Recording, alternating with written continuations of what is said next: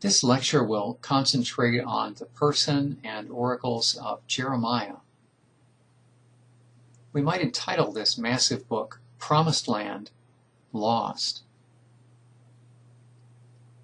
One way to summarize these chapters would be to observe that God-swapping and a good luck charm theology are imperiling the very survival of the nation of Judah. Now that its sin is exposed through the agency of the prophet, now that its judgment has been trumpeted forth, what happens next is the Babylonians descending, not out of their own power, but by virtue of the fact that God has invited them as his agents of punishment. 3 points of interest stand out to us. The first of these is that the author, Jeremiah, is an actual eyewitness to the very grief-stricken events of the fall of Jerusalem in 586. In this fashion, he resembles Hosea, who is the trumpeter of great dismay and alarm to the northern kingdom just on the eve of its fall in 721. He is known as the weeping prophet because of the personal pain that he felt when transmitting God's message of impending doom. Here was no disinterested prophet, but rather one with a tender heart. And you can't help but think that his empathy for the people made him a particularly strong candidate for God to select as an exponent, an announcer of this message of doom. Imagine instead if someone like Jonah, who was disinterested in his audience of Nineveh, imagine if he were to have been the one announcing this particular message. Chapter 9, verse 1 reads, "Oh, that my head were a spring of water and my eyes a fountain of tears." Chapter 4, verse 19, "Oh, my anguish, I writhe in pain. Oh, the agony of my heart pounds within me. I cannot keep silent, for I have heard the sound of the trumpet. I have heard the battle cry." And chapter 8:21, "Since my people are crushed, I am crushed." Third, it's most likely that Jeremiah was the author of the book of Lamentations as well. The author of Lamentations, whoever he was, certainly had a godly orientation and was deeply pained as an eyewitness of the fall of Jerusalem that intersects beautifully with the person of Jeremiah. Let's begin our study, as usual, by examining historic events, both in Israel and in the surrounding nations. We are fairly confident that Jeremiah's ministry spans the years from 627 to 585 BC. 627 because early in chapter 1 we are told that his ministry began in the 13th year of King Josiah. Josiah began his rule in 640. 13th year would make it 627.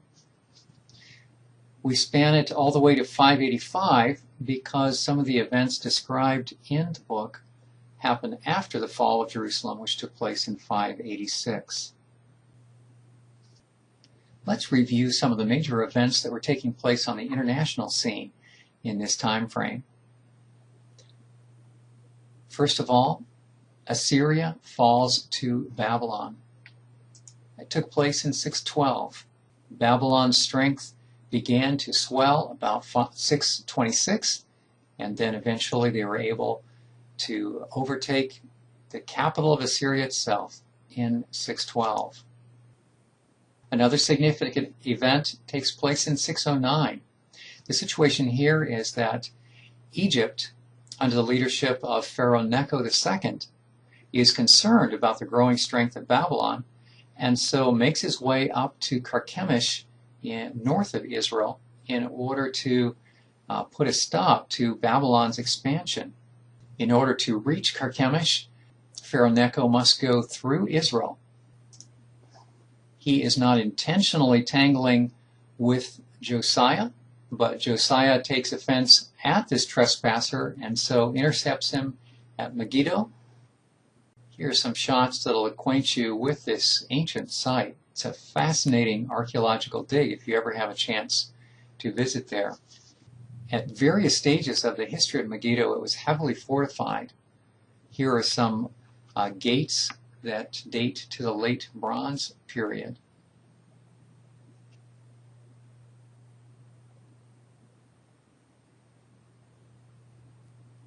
These gates are a little bit later, the Iron II period. And then some foundations of walls that came to be known as the Northern Stables. This round structure is thought to be an ancient altar, not of Israelite origin. Incidentally, to acquaint yourself with how to read a site such as this, what you see in the very even grid pattern along here, these are simply blocks that have been mapped out for excavation. These do not represent the ancient structures at all. Instead, what we want to observe are the interior, what has been revealed inside these excavation zones. The intent of leaving some of the soil in place along these walls is so that persons can read the stratigraphy and watch and see what kind of layering has taken place. That's the purpose for retaining, instead of doing a clear-cut excavation scraping off all the surface as was done in previous patterns of excavation. Establishing a secure water system is very important. From this cross section, you can see that there was a tunnel that was dug with steep descent leading to a water source, and this would allow persons under siege to still have access to water. Here you see a tour group that I was part of making its way down into the tunnel. Solid rock. This is similar to the Hezekiah's tunnel that we see in Jerusalem, only this engineering project would have been even earlier. The outcome of Josiah tangling with Pharaoh Necho on his way to Carchemish was very tragic.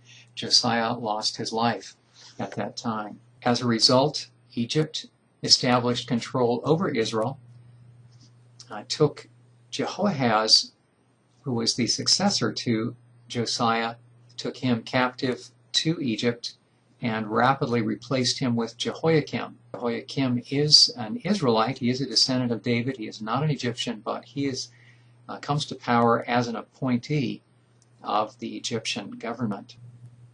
Although Egypt was successful in the 609 bid for power at Carchemish, Babylon did not leave that uncontested, and about 4 years later fought the Egyptians once again at the same site in Carchemish.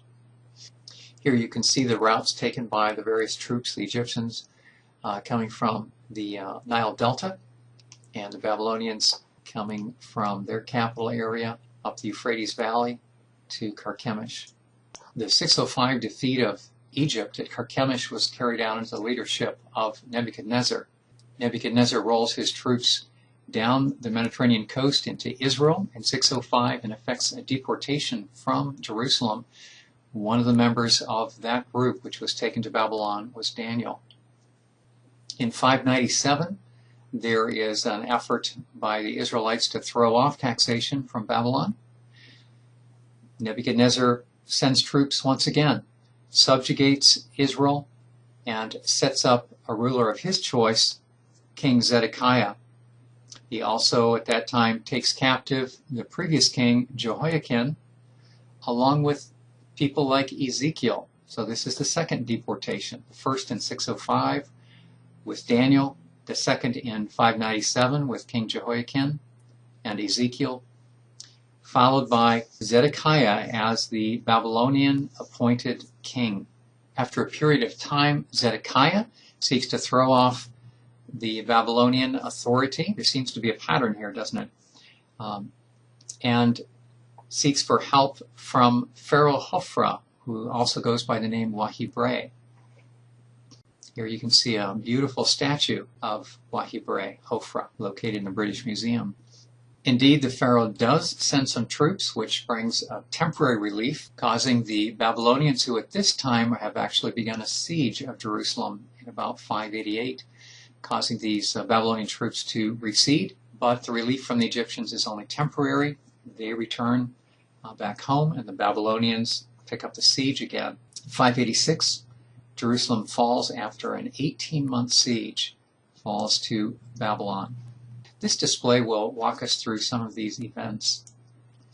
The 70 years captivity that's described by Jeremiah begins in 605, and that involves deportation of Daniel. Nebuchadnezzar's father dies, and this causes him in 605 to rapidly cross the desert and become the authorized leader of Babylon.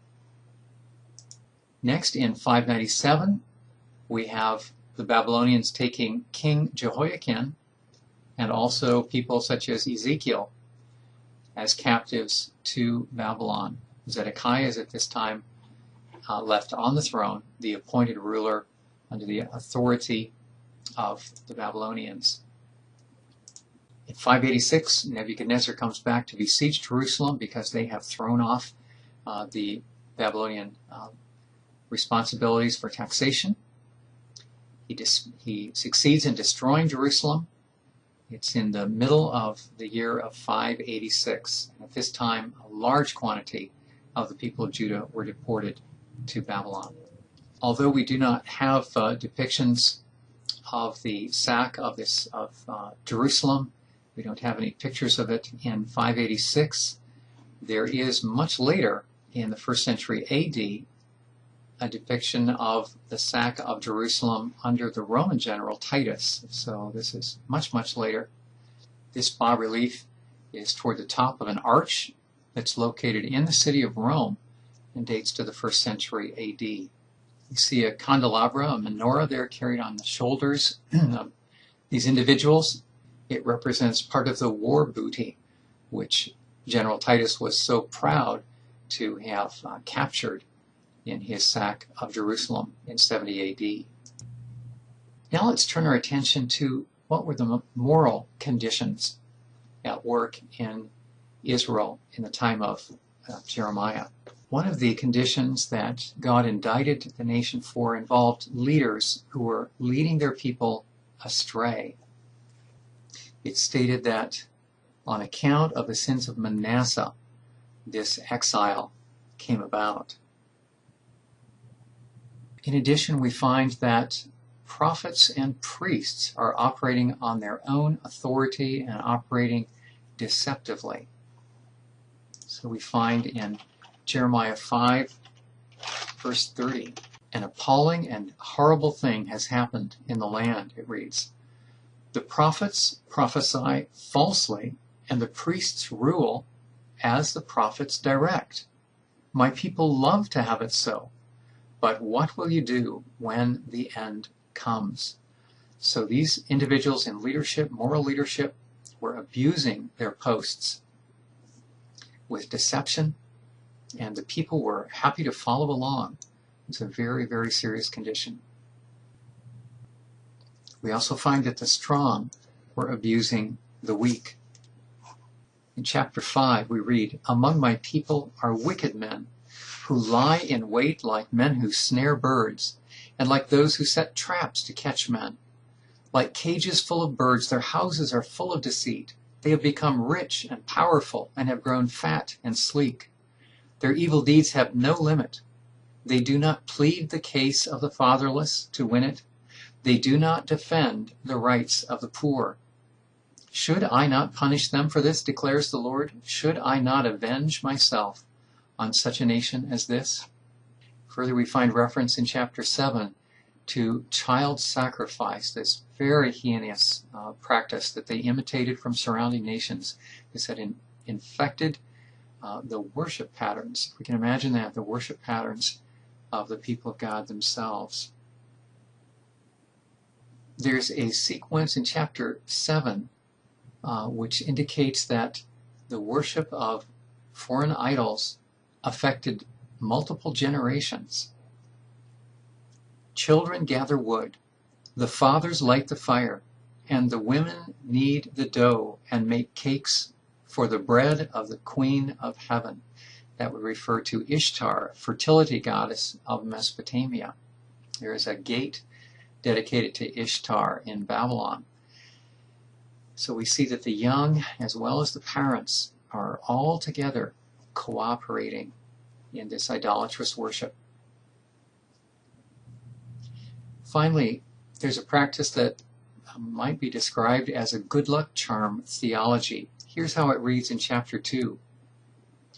They say to wood, that would be to an idol made of wood, you are my father, and to stone, you gave me birth.